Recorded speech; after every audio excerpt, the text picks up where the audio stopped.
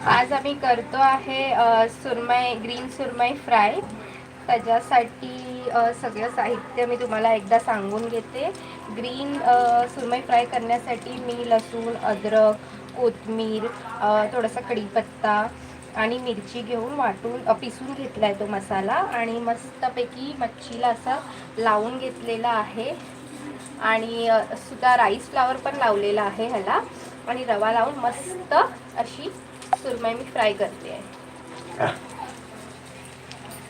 पाहू शकता तुम्ही, मस्त सुरमई फ्राय झालेली आहे. थोडी अजून फ्राय व्हायला हवी.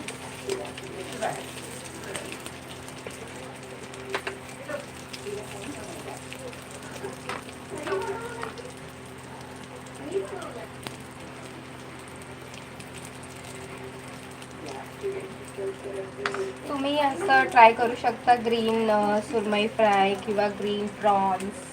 हे खूप मस्त, एकदम मस्त लागतं टेस्टला.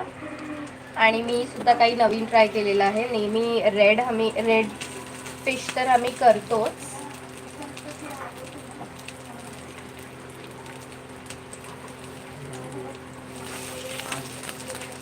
आज आम्ही पहिल्यांदा लाईव्ह आलेलो आहोत, तुम्हाला लाईव्ह दाखवायला की आम्ही कसे आमचे डिशेस करतो.